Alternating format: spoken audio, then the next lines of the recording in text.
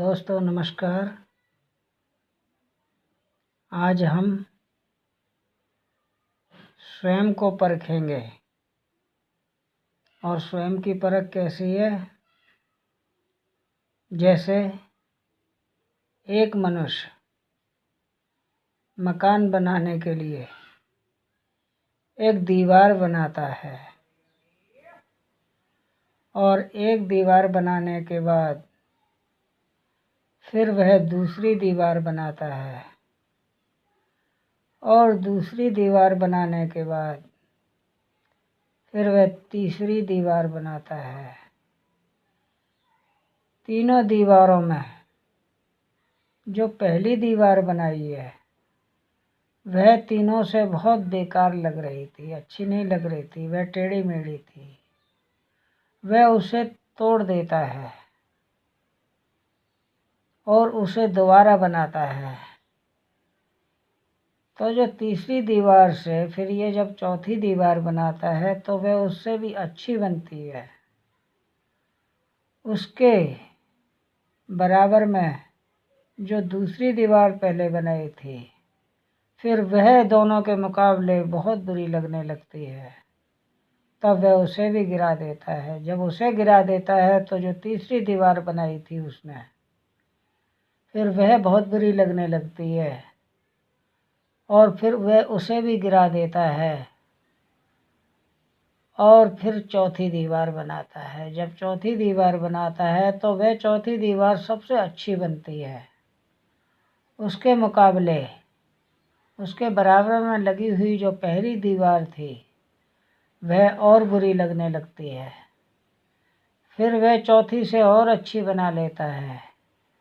अब दूसरी दीवार बुरी लगने लगती है और दूसरी दीवार फिर वह तोड़ करके दोबारा से बनाता है। तो तीनों के साथ साथ बनी हुई वह जो दीवार तीसरी बनाता है वह बहुत अच्छी लगती है और वे तीनों दीवारें बुरी लगती है।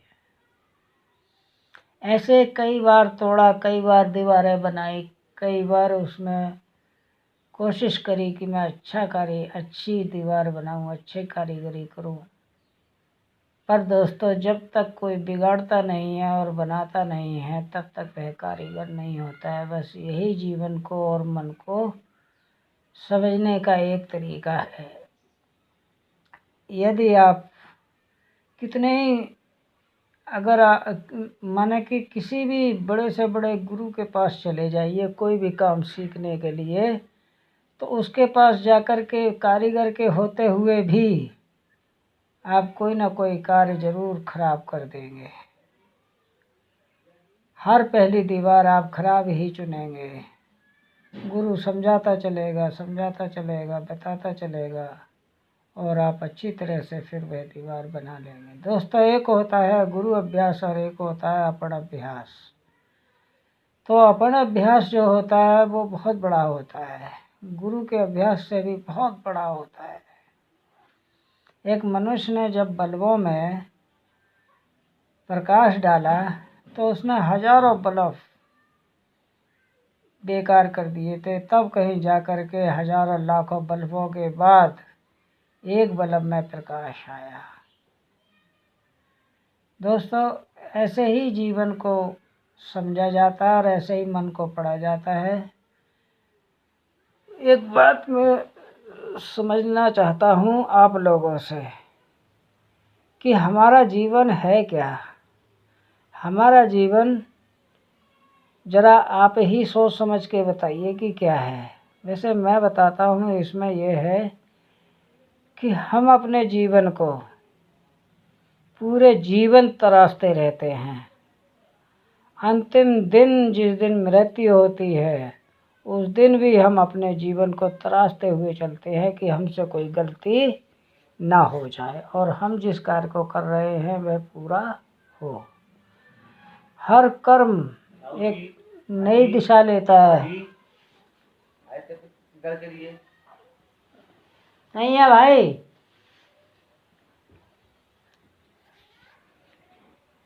हर जीवन एक नई दिशा है, हर कर्म एक नई दिशा लेता है। हर इंसान का जीवन में हर कर्म एक नया मोड़ लाता है। एक आदमी एक मकान को बना रहा था और उस मकान को बनाते बनाते उसने यह सीखा कि हर ईंट का रुख हमें संभालना पड़ता है, क्योंकि कोई भी ईंट ऐसी नहीं है जिसे कि एक सार पे रखा जाए। कोई किधर से ही टेढ़ी है, कोई किधर से ही टेढ़ी है, और टेढ़ी को सीधी करके रखना ही कारीगरी है। एक यहाँ पर कारीगरी है। एक सीधी ईंट होती है और सीधी ईंट को आप किसी भी तरफ से ना मोड़ेंगे ना घुमाएंगे, ज्यों उठाएंगे त्यों ही रख देंगे और वह सीधी रहेगी।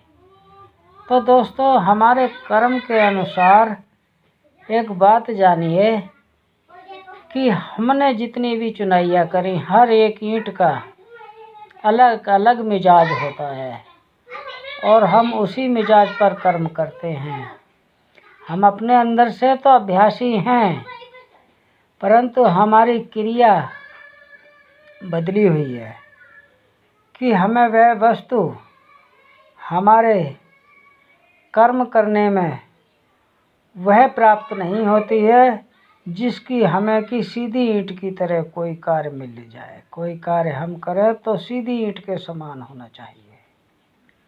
ठीक है दोस्तों, टेढ़ी ईंट को भी सीधा कर लेना, सीधी करके लगाना, यही एक कारीगरी है। और इसी कारीगरी को सीखा जाता है कि बिगड़े हुए काम को बनाना ही हर कारीगर की कारीगरी है। दोस्तों, ऐसा ही हमारा मन है।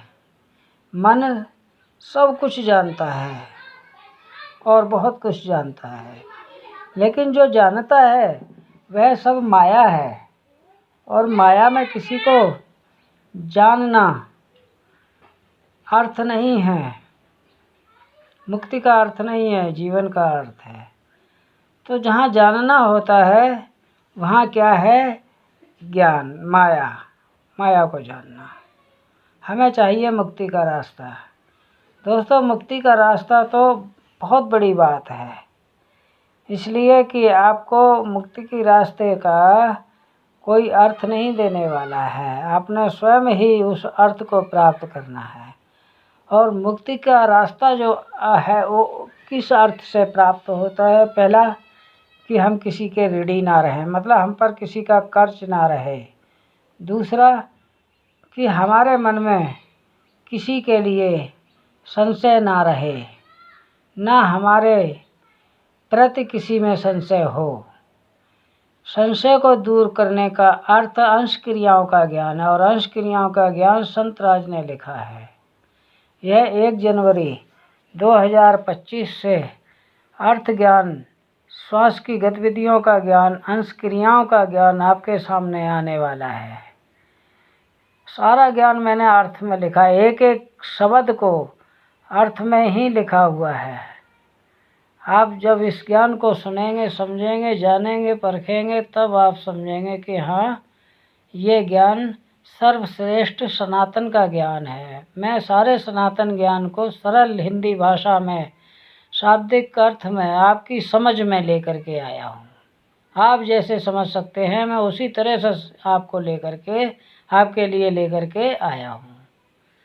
दोस्तों, एक वर्ड है, एक शब्द है कि हम जिस शब्द की कल्पना करते हैं तो वह क्या है? एक शब्द की कल्पना करना एक मनुष्य की प्रतिक्रिया है, और जिसकी कल्पना तक नहीं ना की जाए वह क्या है? वही तो असली मुक्ति है।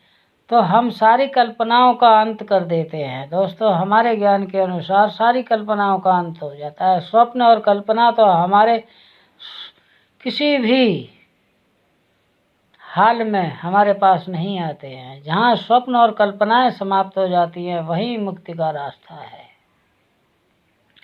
मुक्ति के रास्ते को किसी शब्द से नहीं प्राप्त किया जा सकता है। दोस्तों, मुक्ति का रास्ता जो है वो एक ज्ञान से परे की अक्रिया है। क्रिया के द्वारा प्राप्त नहीं किया जाता है। अब जप तप भज जप तप तीरथ ज्ञान और अन्य कोई भी कर्म जितने भी हमारे जीवन में आते हैं वे सब मुक्ति के रास्ता नहीं है। इसे अज्ञान के अनुसार मैं आपको सुनाने वाला हूँ। आप सुनिएगा कि एक मनुष्य एक वृक्ष को काट रहा था और वृक्ष को काटते काटते उसको शाम हो गई, परंतु वह वृक्ष नहीं काट पाया। दूसरे दिन गया तो दूसरे दिन भी वह वृक्ष को काटता रहा, परंतु पूरा वृक्ष फिर भी नहीं काट पाया। तीसरे दिन गया तो तीसरे दिन जाकर के उसने पूरा वृक्ष काट दिया, जबकि एक वृक्ष को काटने के लिए 7 लोग 8 लोग लगते थे और एक आदमी ने 3 दिन में उस वृक्ष को पूरा काट दिया। तो हमें फ़ायदा कौन से में है? हमें तो एक आदमी वाले काम से फ़ायदा है ना। उस काम को 8 आदमियों ने किया, वही काम एक आदमी ने किया। इसका अर्थ क्या है? इसका अर्थ यह है कि वे 8 आदमी अपने भाव से कर रहे थे और इसने तो अपना भाव ही खो दिया था, तन तोड़ करके उसको काटा था। ऐसे कर्ता को मैं धन्यवाद करता हूँ कि उसने तन तोड़ करके 3 दिन में वह वृक्ष काट दिया, जबकि वह वृक्ष 8 और 7 आदमियों ने एक दिन में काटा था। दोस्तों, एक की मार जो होती है, एक का जो कर्म होता है वो अपने अभिज्ञ होता है और 7-5 का कर्म 7-5 के अभिज्ञ होता है। ठीक है दोस्तों, नमस्कार दोस्तों।